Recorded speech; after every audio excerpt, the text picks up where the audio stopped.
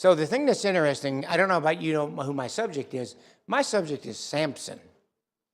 As a matter of fact, yeah, right there. Okay. I've taught Samson for on and off for the last 50 years. We've been working with children for that amount of time. Not just mine, yours too. And in 1977, when this book was published, I bought it.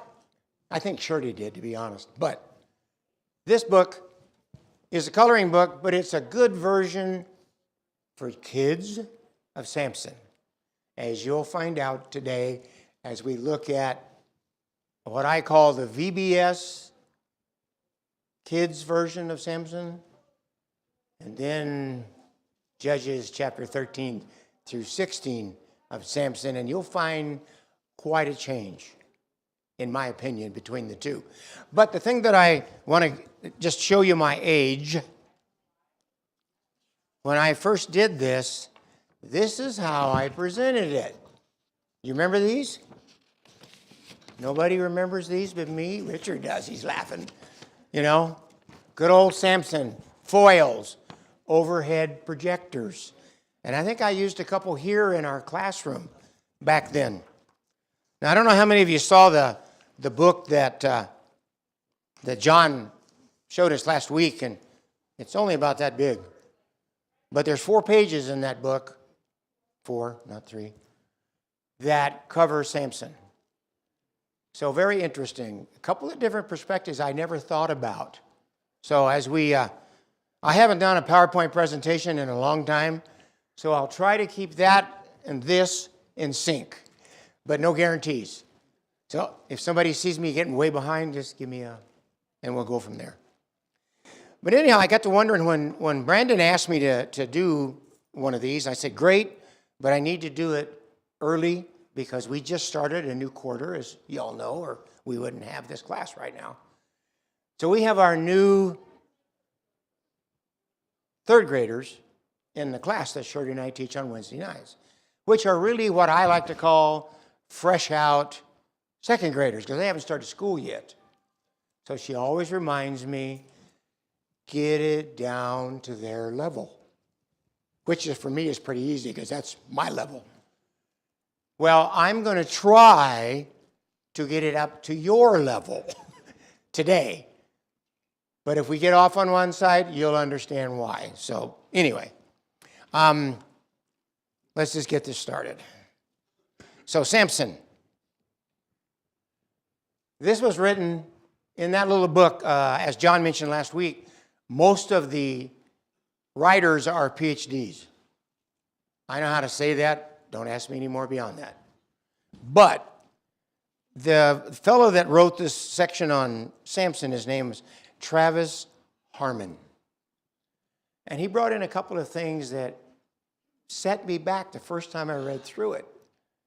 He called Samson a clown. Now, I don't know about you, but I learned a long time ago, somebody that's bigger than me and a lot stronger than me, you don't call those kind of names. But that's what he did, and we'll get into that here. So, let me see if I can do this. Wow. Okay. So where is Samson mentioned in the Hall of Faith? That's a question. Okay, nobody wants to answer. It's, Hebrews 11, right there, but where? At the end. He's in there, but he's at the end. Now, I don't know that that's important or not important, but the heroes of faith are listed there.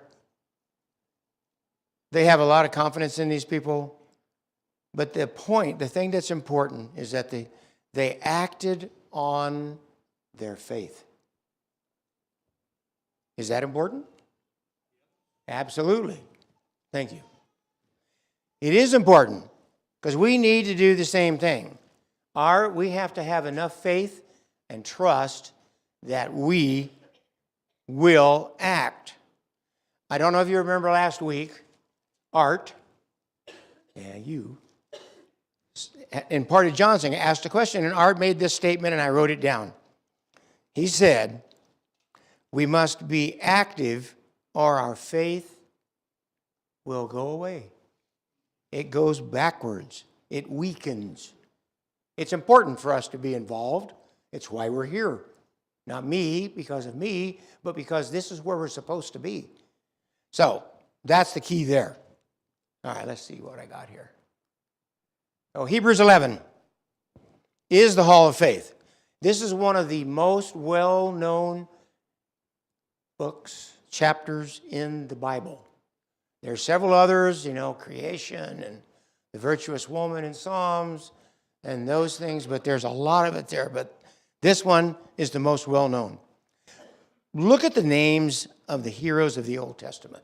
Now, I look at the Old Testament as this builds the basis for where we are, what we're going to do, right? Or as I tell my class, Jesus is coming, Jesus is here. So, Abel, Enoch, Noah, Abraham, Sarah, Isaac, Jacob, Joseph, Moses, Rahab, Gideon, Barak, Samson. Hey, I can see it back there. Samson. Okay, let's talk about Samson. Why was Samson included in the Hall of Faith? What do you think?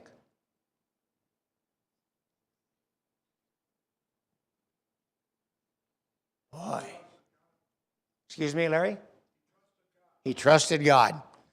That he did, as obviously we need to do the same thing. But this was where my point is, where this Travis Harmon, who wrote this section, he says, what is this clown doing here with the likes of Abraham and Joseph? First time I read that, I had to read it 2 or 3 times, because like I said, you're not supposed to call people names anyway. But I never thought about Samson that way when I go through this. So let's take a deeper look. I keep thinking I have to turn around, and I don't. I want to look at his life, his potential, I think is a real key thing. His faith, as Larry has just said, his strength, not his physical strength, his strengths, probably should have had an S on it, and his weaknesses, because he definitely had those just like we do. So what was his occupation? It never says anything other than we know he was a judge. And he judged Israel for about 20 years, as is seen in 15 and 20. But do we have any record of him judging anything? It was interesting when I went back and reread this over and over and over again. I would say I don't see very much of it. It talks about things he's done, but it doesn't ever talk about him sitting somewhere and judging. So, what were the responsibilities of an Old Testament judge? This I found a little interesting. I started with the things that I kind of think, and that's, he judged issues between people and groups. I think about Moses and how he was so wrapped up with all of those people, and his father-in-law said, hey, dude, you're going to burn yourself out. Well, I don't see any examples of that. But he was supposed to judge between people, between tribes possibly, between nations, groups. But that's not the key. The key is that the main task was to obtain justice for the tribes of Israel in the face of their enemies. Who was the number one enemy of Israel at this time? Who was ruling over Israel at this time? The Philistines. Not nice people either, from what I've read. But one of their jobs as a judge was to annihilate or drive out their oppressors. Bring salvation, rest, peace to the land. Very little is said about how these judges led their nations once they had delivered it. I don't know that Samson ever delivered it, but obviously he was very involved in it. So when you think about that, why were they being ruled by the Philistines?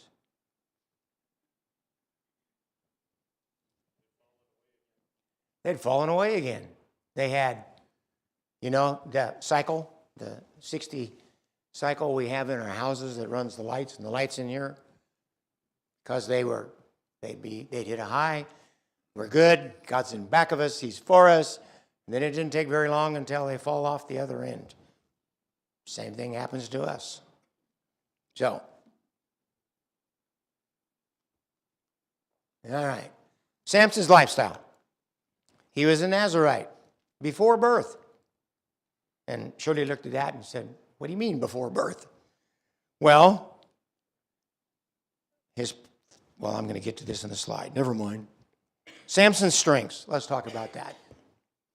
Samson's incredible physical strength allowed him to fight Israel's enemies throughout his entire life. So that's one of the things he was supposed to do. But the deal was that I see different here. Samson was an army of one. I don't see any examples of him getting thousands of troops together and going off to fight the Philistines. Doesn't happen. But he was an army of one only because of God's help. Did he lead his people? Not that I can see, but that doesn't mean he didn't, and it just wasn't written down.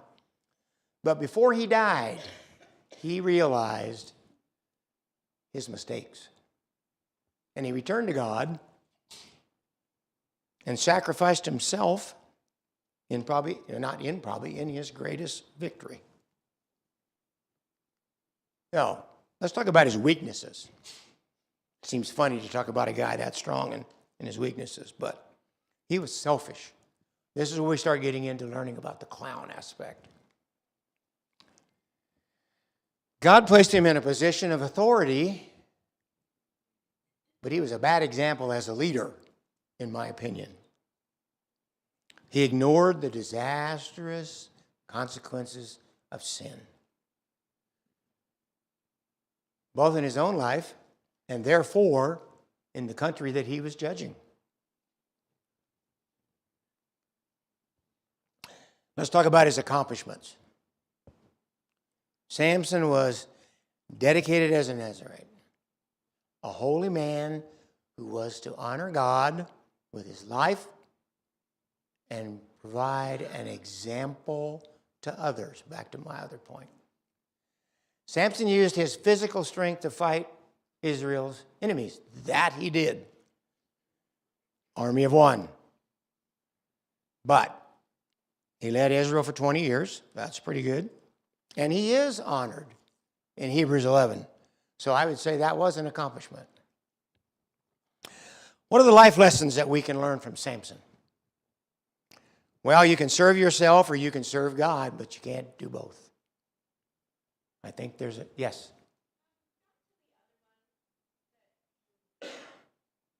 About serving God.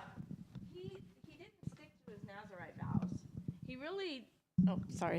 He didn't stick to the Nazarite vows. I mean, he drank and ran around and did anything and everything he wanted. I know it was given to him for birth, so it wasn't a choice. And Risha said something about maybe his punishment was to have nothing good about him written. Well, and that could be. Because, I mean, he did whatever he wanted. But we see that, in David, but we forgive David because David repented. And we don't see that till the very end of Samson's life. Not until the very end, yes. Everything in his life is just like, this is an example of what you don't want to be and who you don't want to be. Yes. But God also used evil people. I mean, he used people to punish Israel all the time. And he used... in that cycle. Yeah. Yeah. And so I don't know. Did Samson ever do anything good until... And maybe that was what he had to do, was go through his life like that until he realized that I need to follow God. Yeah. Oops. Right. You're about 4 slides ahead of me. That's okay. Don't be sorry. I have no problem with that. Okay. Did he suffer consequences for his sin? You bet he did. Same as we do today. So, do not realize, it says there, on your own judgment and desires. But we need to follow God's word if we want to live a righteous life and try and please him. So, references to Samson, obviously, in Judges 13 through 16 and in Hebrews 11, 32. That's all I could find. So there's not, as you say, there wasn't a lot written about him in that respect. So where was his hometown in the time frame? Let's set some stage groundwork here. Zorah, about 15 miles west of Jerusalem towards the Mediterranean Sea. His time was from about 1090 to 1070 BC. I found several references with several different sets of dates, but 1350 to 1050, which is beyond on both ends, I think is the time of the judges in general. The key there is, as it says, between the time of their slavery in Egypt, when they were Moses let them out with God's authority, and when God finally gave in and said, okay, you guys are whining enough, I'll give you a king. You're not going to like it, but I'll give you a king. That's the time of the judges. The time when faithfulness of God's people was spiraling out of control. So, family tree. I had never realized that, not that it changed anything, he was from the tribe of Dan, up in the north, right? Father was Manoah. Mother is never named, which is kind of interesting to me, but doesn't matter, I don't know it. Occupation, judge over Israel, 20 years. Now, going deeper, this is where I get into my book. Samson's story is not a kid's story, but yet most of us only hear the sanitized kids version, at least in classes where we teach kids. We don't talk about what he really did. We just kind of gloss over it. He's known as the strong man. Whoop, one too far. So let's look at the kids version, VBS version versus that. So here's my foils. I just took a picture of them. I wasn't going to drag out an overhead projector. Samson had a secret, right?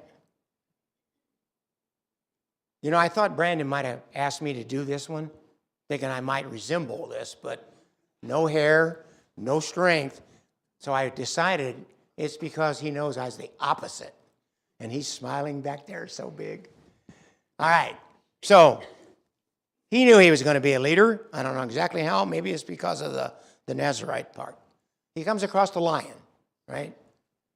And what does he do? Sits down and talks to it. Now he kills it with his bare hands. Was that his strength that actually did that? Or God's strength coming up on him mightily? All right, then the funny part. Well, you wouldn't think it was funny. He catches 300 foxes, right?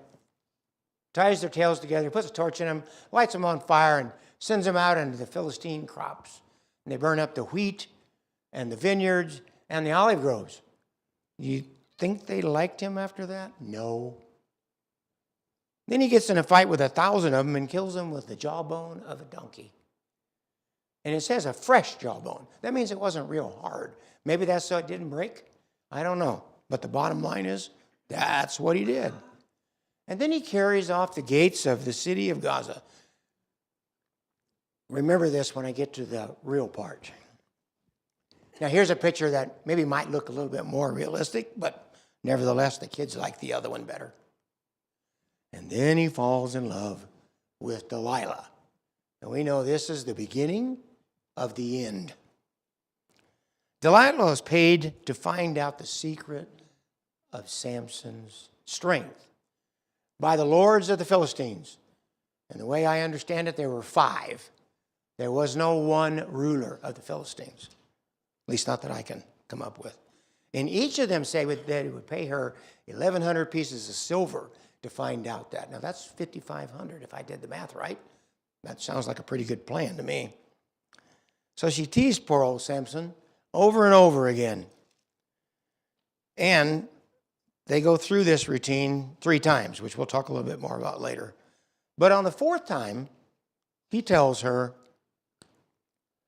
the real deal of his strength. Because they did the ropes, they did the twine, they did the weaving of his hair. And then she tells him the truth. And every night she puts him to sleep. And then whatever he said do, he did. She did. And then She wakes him up by yelling, "The Philistines are upon you," and he jumps up, breaks the ropes, does all that good stuff, until he tells her the truth. He thinks he's being cool. Nothing's going to hurt me. What's wrong with that statement? Is that kind of selfish? I'm so good. But he tells her, and so guess what? She gets a barber to cut his hair. And he gets up the next day, and what happened? All of a sudden, his strength is gone. Why is his strength gone? Jacinda, what did you tell me?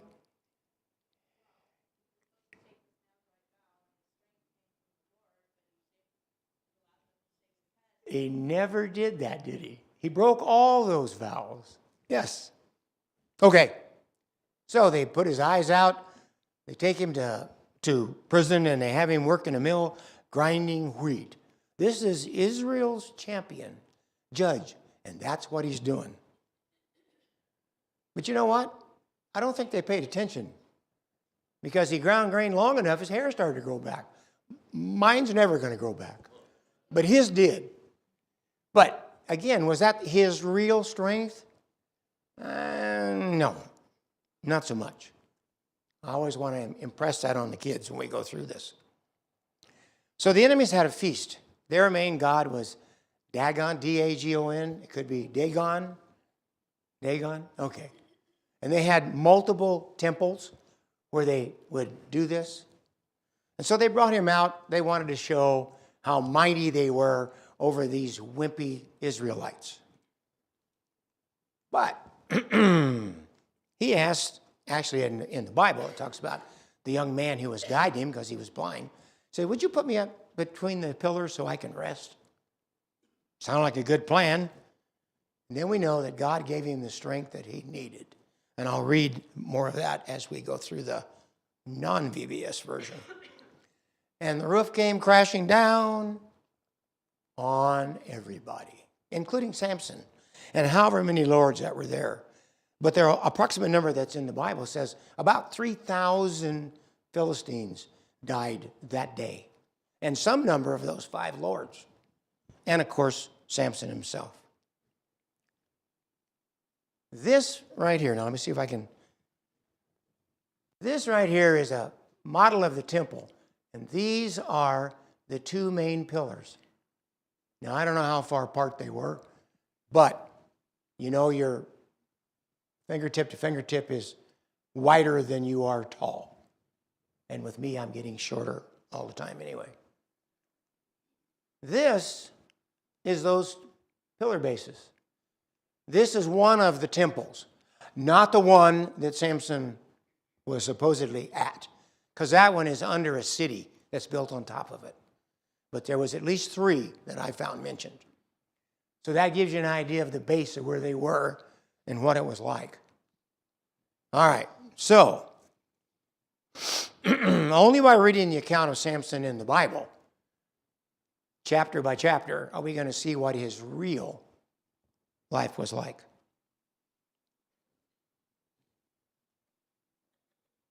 From, again, as I said earlier, the story of Samson's birth, right? Manoah and his wife are told they're childless, that they're going to have a son. And they wisely ask how they should raise the child.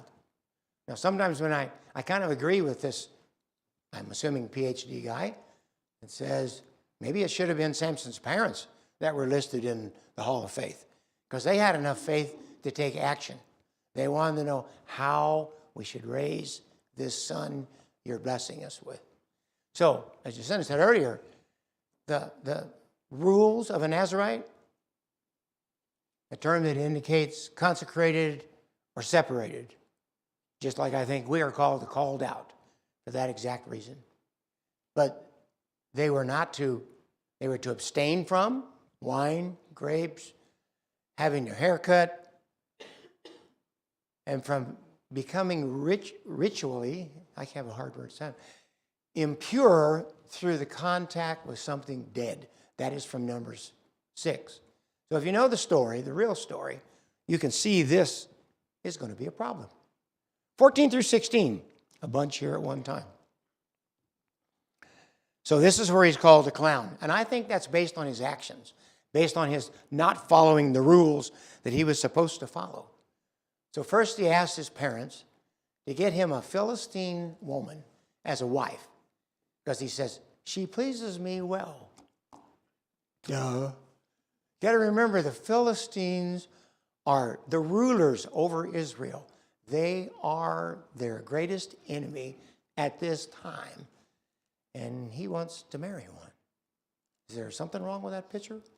Yeah, there is. Next, we have the odd story again about how he comes across a lion and he kills it with his bare hands.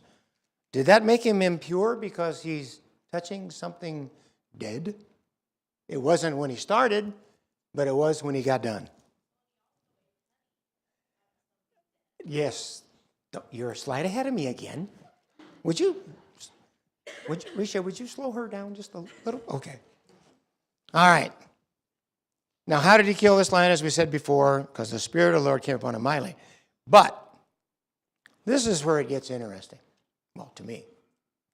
His first betrayal by a woman. And then he kills 30 Philistines and takes their clothes to pay a debt. Do you remember, does anybody remember his riddle? Well, I know she does because she knows all about it. And it is, do you remember? Hang on a second. Mike's coming. How am I doing on time here? Okay. I remember it. It was something sweet out of something dead or something like that. Okay, you're close. You got the idea. So let me read it to you. Out of the eater came something to eat. Out of the strong came something sweet.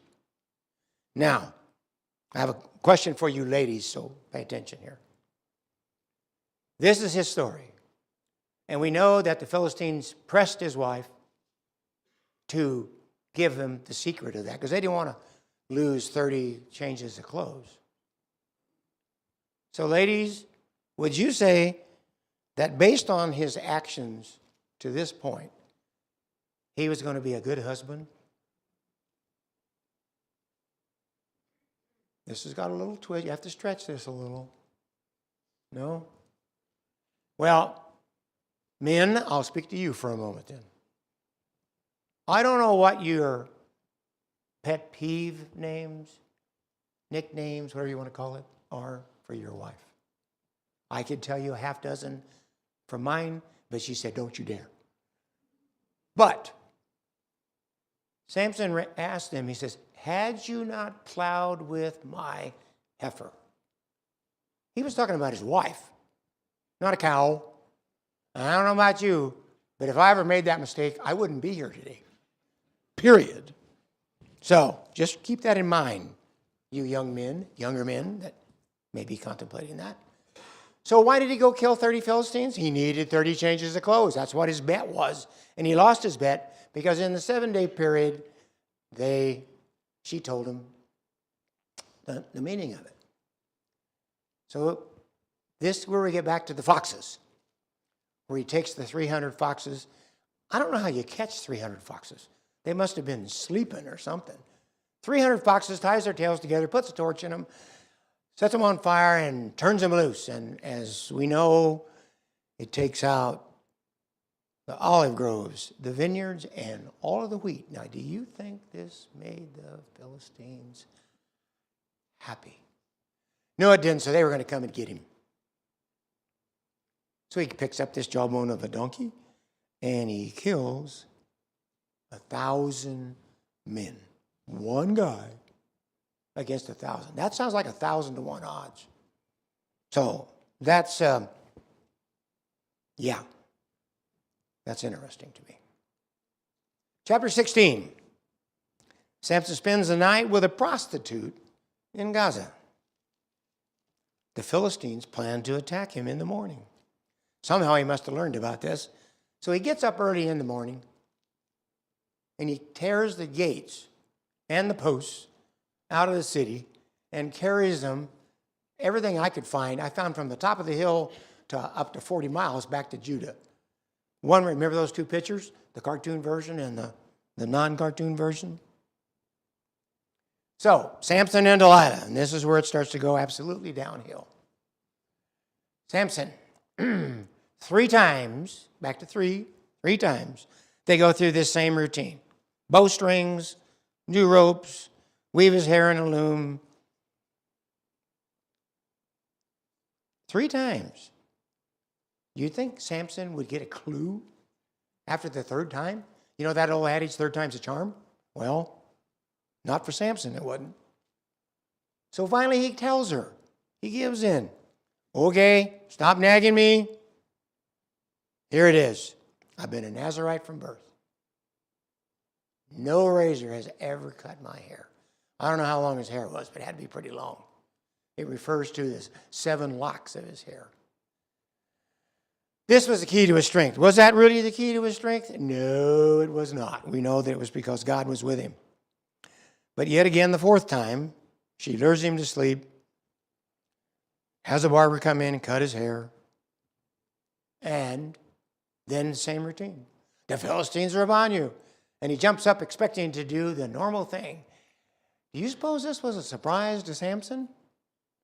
Absolutely.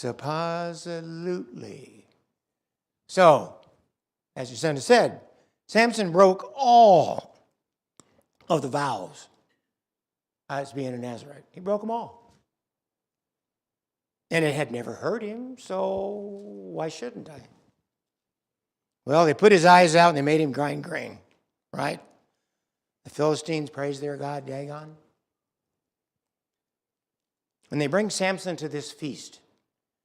Now, if that one picture I had back there, I should have explained. If you look off to the right side, looks like a stairwell up to the roof, because a lot of them would go up and sit on the roof, because there wasn't enough seating in the bottom, I guess.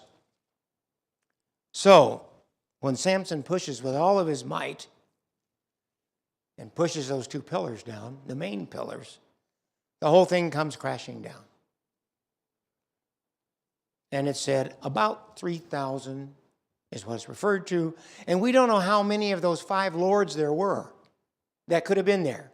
So this was a pretty terrific blow to the Philistines. So here's one thing he did that was part of what a judge was supposed to do. Those Philistine leaders, by the way, they didn't live in a common place. They were spread out into 5 different cities. And what I have is they were from the Ashdod, Ashkelon, Ekron, Garth, and Gaza. I've probably pronounced half of them wrong, but you get the idea. So, he prays for strength one more time and then does it.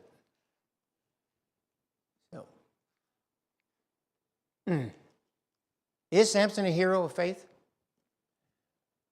At the end of his life, yes, absolutely, right? But yes.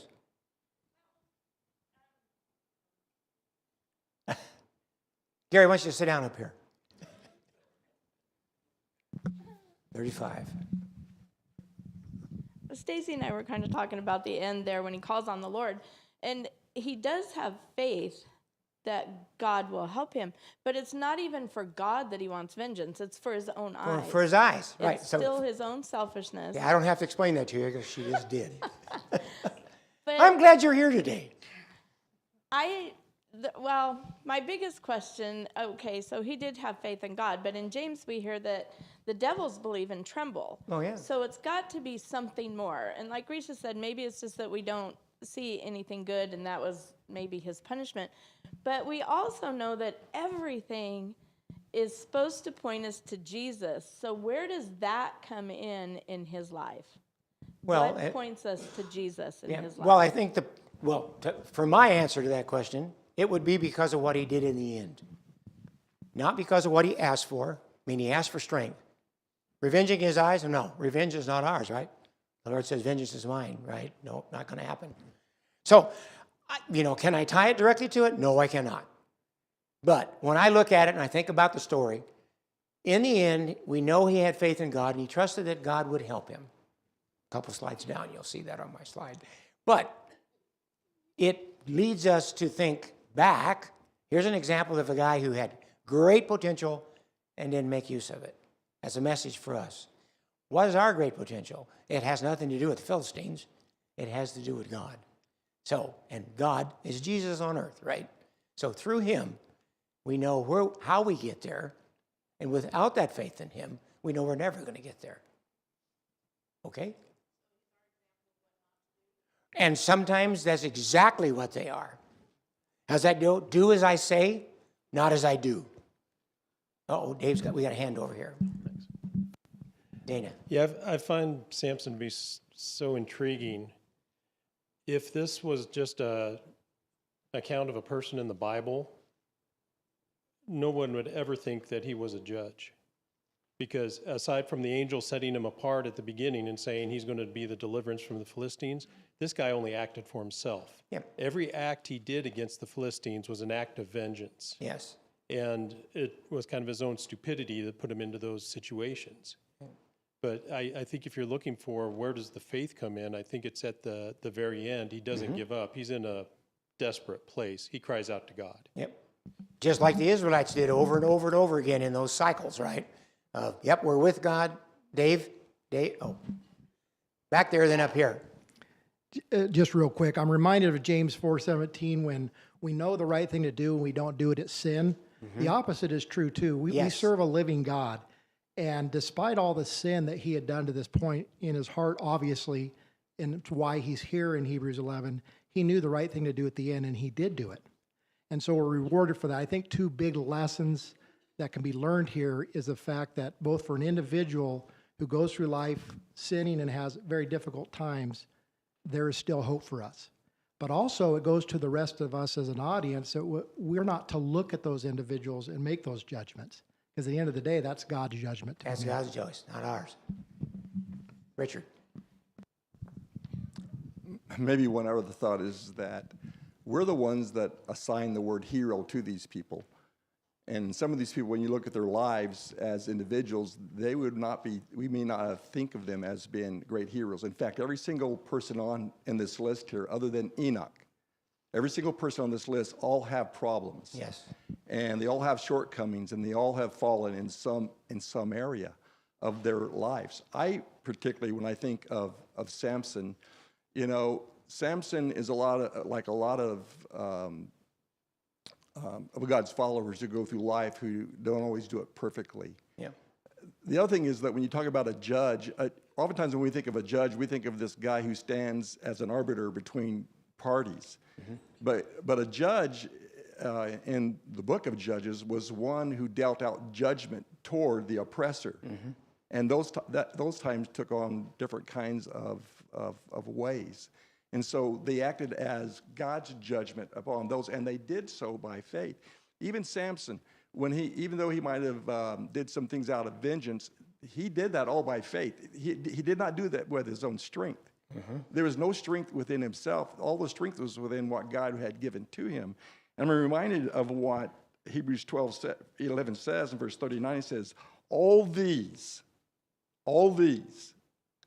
having gained approval through their faith, did not receive what was promised. Yes. And so God approved of Samson, and we may not like some of his stuff about it, but God approved of him, and he's in the hall of faith for a reason, because of faith. Even with all of his foibles, he still had his faith. Yep. And Well, it definitely makes me feel better because maybe I have a chance. Right for me. Sorry, I didn't mean to interrupt you. Okay.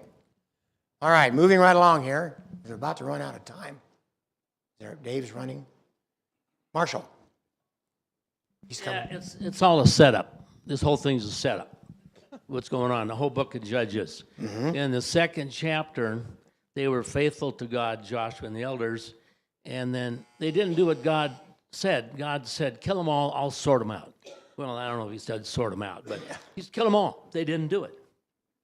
They did not obey God. From the very beginning. Yeah, we gotta save some good stuff, whatever their excuse. Particularly in Samson in chapter 14, verse 4, it's a setup. It said that they didn't know that this was of the Lord. He sought an occasion against the Philistines, for at that time the Philistines had dominion over Israel. This whole thing, how is Samson going to act? Is he going to act in justice and righteousness, or is he going to act in some other fashion, and we say, well, that's not exactly right. But Rich's point is accurate. They were approved of by God. In comparison to Christ, Christ didn't bring the temple down on anybody. Christ didn't knife somebody. Christ didn't run foxes through a field. He changed people by our thinking, by our faith, by our trust. So we look at all these guys and say, you know, it's really great. I'm glad he did that. But wait a minute. That's not how you convert people. Yeah. You don't smash their head. You don't burn the field. That doesn't work. We've seen that. No. But, So- you know, here's the difference between physical and spiritual, right? Exactly. Absolutely. So everything Jesus did, he could have called 10,000 angels, beat them all. Yeah. You know, no problem. He could have snapped his fingers and down goes the It temple. would have been the end of it. That doesn't work. No. Okay. We like it, but it doesn't work. All right, I got about 20 slides to do in the next 4 minutes, so buckle up. We've read this before, so I'm not going to read it again. Back in Judges, where he says, let me die with him. So, summary. Hey, we must be getting close to the end. He was a self-indulgent man of strength, but he did return to God in the end. Did he have faith? Sure he did. Did he make mistakes? Sure he did. No different than we do. So, you know, Samson had great potential. This was back when I very first started talking about this. He had great potential, but he's probably one of the saddest figures in the Old Testament. To think about what he could have done compared to what he did do. When all was said and done, did he do what God wanted him to do? Yep, he did. But I think I agree with the guy that wrote this section. Started out with that great potential, but kind of squandered it. Again, he's there, and we know why. In the last moments of his life, he did that. Conclusion. Is Samson out of place in Hebrews 11? No, I don't think so at all. Did he act like a clown part of that time? Yeah, he did. But Samson trusted God, and in the end, God granted his request. Are we perfect? No. Not in this lifetime. Is it easy to focus on bad choices we've made? Sure it is. Is this the attitude God wants us to have? You know, when you repent and confess and ask God to forgive you, who else do you have to forgive? Yourself. You gotta let it go. And that's hard sometimes. Okay.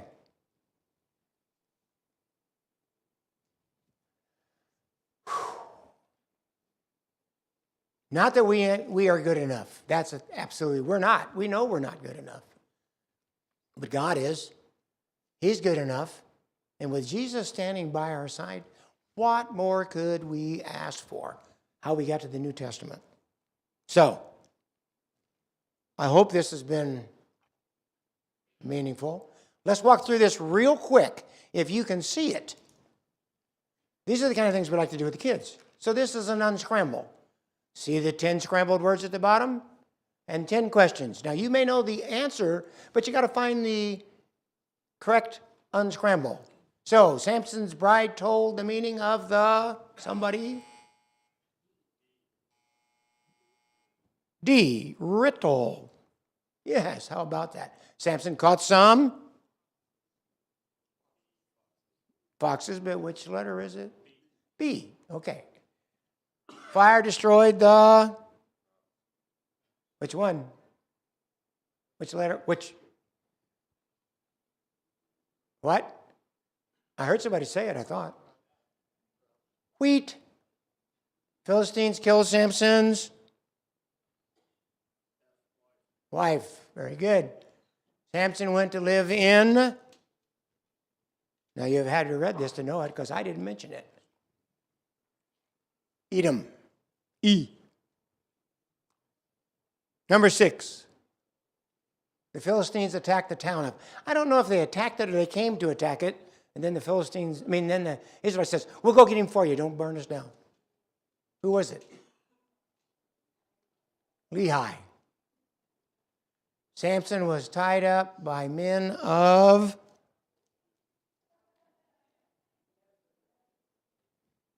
H. Judah. Samson killed 1,000 men with a, come on, G, jawbone. Samson led Israel for J, very good, 20 years. And Samson fell in love with Delilah, and it's over. The end. Thank you very much for being here and for your participation.